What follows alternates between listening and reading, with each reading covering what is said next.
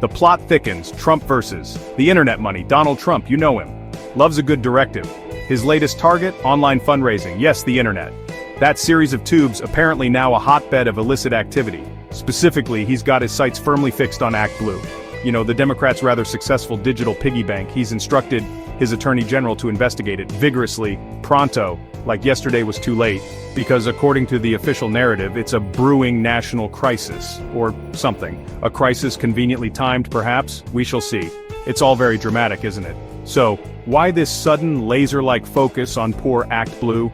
Well, according to the man himself, it's all about those ever-present shadowy foreigners, and, quote, malign actors, whoever they might be this week. Sounds ominous, doesn't it?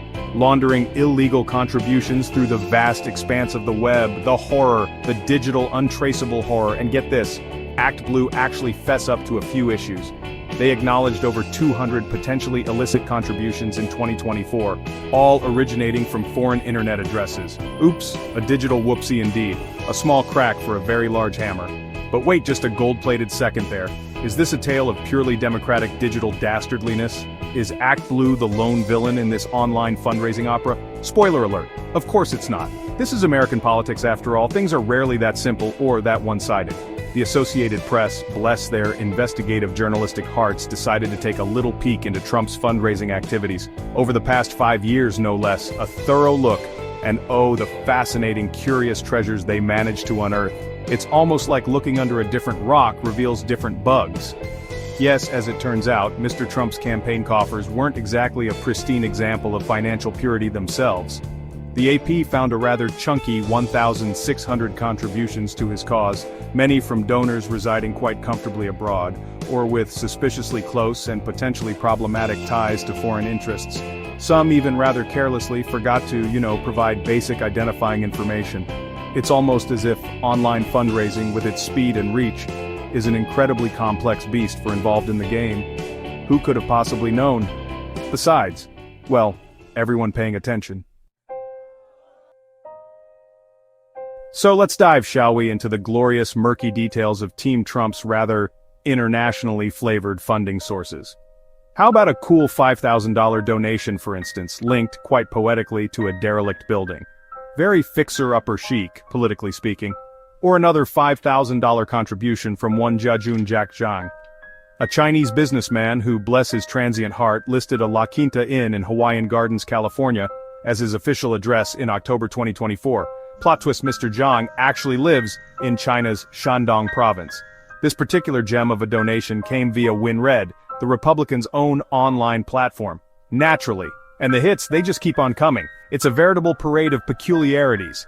Remember Nena Peters, also known in some circles as Ella Peters, a naturalized U.S. citizen, which is a key detail in these sagas. She generously, or perhaps strategically, gifted a cool $1 million. This wasn't for a campaign, mind you, but to Trump's 2024 inaugural committee. How festive. Her husband? Oh, just Benedict Peters. A rather significant Nigerian oil and mining tycoon. No big deal, right? Her previous political giving, intriguingly, exclusively to Democrats, including $66,800 to Hillary Clinton. Isn't that a fascinating pivot? But wait, as the late-night infomercials say, there's more. So much more. Over 1,000 contributions flowing into Trump's cause were apparently playing a game of hide-and-seek, with crucial, legally required identifying details. Things like city, state, address, or even country of origin. The boring administrative stuff that prevents, say, foreign interference. At least 90 contributions came from folks who couldn't be bothered with providing a full name, or simply and boldly went by the moniker Anonymous. 4 contributions even listed the highly specific 999 anonymous doctor as their home. Charming. And for the grand finale of this particular act of financial acrobatics, nearly $5,000 meticulously spread across more than 40 separate transactions, all occurring in the busy election year of 2024, mind you, from a mysterious benefactor known only to the campaign as Alex A., whose listed address was, get this, a vacant building in Washington.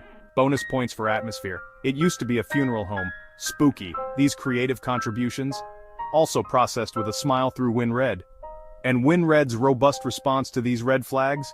They rejected a few dozen, mostly some pesky cryptocurrency payments from unknown sources. Vigilant. Now, you might be sitting there reasonably thinking, hold on, aren't there rules for this sort of thing? And you'd be adorably, wonderfully correct. Yes, there are. It's actually illegal, believe it or not, quite against the law, for U.S. candidates and their various political committees to knowingly accept contributions from foreign nationals. Shocking, I know. It's almost like they anticipated problems. Laws also limit donation amounts, and they strictly, emphatically prohibit the laundering of contributions. These are real, actual statutes, folks. Written down and everything. Not just strongly worded suggestions on a government website, or are they treated as such? So what do the legal eagles, the people who actually understand this complex stuff, think of this bold new directive? Well, experts are definitely raising their collective eyebrows. Hi. Collectively, it's probably quite a sight, all those arched brows. Ezra Reese, an attorney hailing from Elias Law Group, a law firm often aligned with democratic causes, didn't exactly mince his words. He suggested that Mr. Trump is quite clearly taking direct aim at the center of democratic and progressive fundraising. The clear, unstated, or perhaps loudly stated intention he implies, to hamstring his political opponents. Ouch, direct hit. And then you have the perspective of Dan Weiner. He used to be an attorney at the Federal Election Commission, the FEC, so he knows a thing or two, or perhaps several volumes about these campaign finance shenanigans. He stated that, yes, the issue of foreign money seeping into the veins of U.S. elections is a legitimate, serious concern. No one's really debating that fundamental part. It's a problem.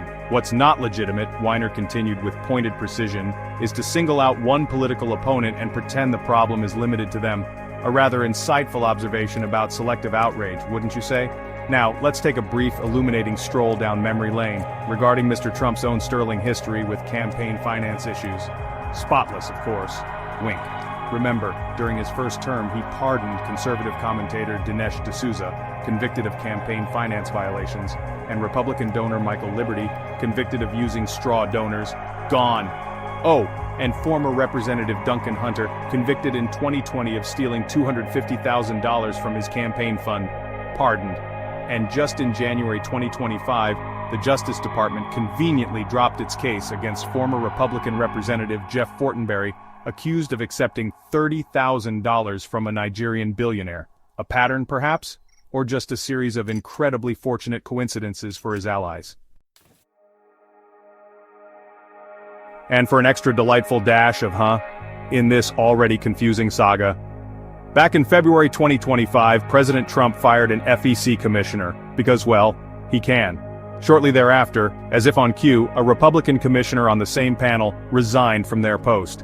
This fascinating series of events has effectively declawed the regulatory agency.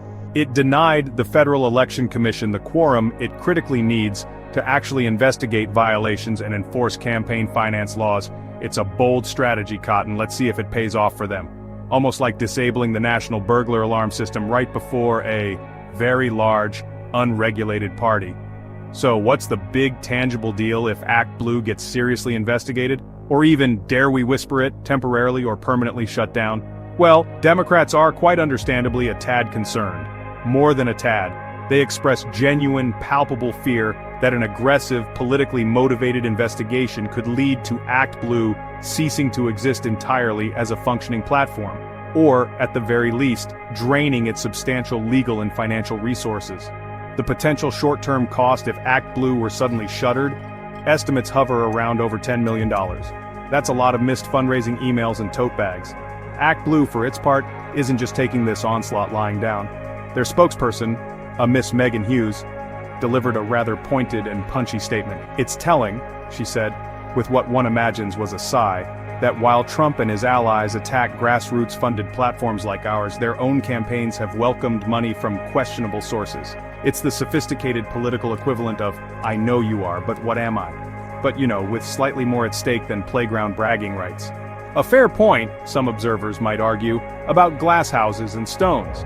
Of course, on the other side of the aisle, Republicans argue there's good, solid reason to put Act Blue firmly under the investigative microscope. They allege, with conviction, that the platform actually eased or relaxed some of its crucial fraud detection protocols back in the election year of 2024, fueling the fire of suspicion, as it were. Meanwhile, requests for comment from the White House on this directive, ignored. The Justice Department, tasked with the investigation, radio silence. Trump's campaign co-manager, tumbleweeds, win-red officials, whose platform also saw questionable donations, also playing remarkably silent. So the investigation looms, the accusations fly, and the future of online political fundraising hangs precariously in the balance. Fun times ahead. Hey, we all want to scale our business. Hey, I have the answer for you today to help you do that. If you're looking to scale from 5, 6, even 7 figures and beyond, book called Be Good, Be Brief, Be Gone. I'm going to give it to you for free. All you have to do is type in growfast.cash. I say again, growfast.cash, and you can download the book for absolutely free. I hope the book helps you this year. Take your business to the next level. Again, go grab the book, growfast.cash. I say again, growfast.cash. I wish you the best and grow, scale, and win. There it is. Magnum. Holy moly. Yeah, baby! That's what I've been waiting for! Dear God, it's beautiful.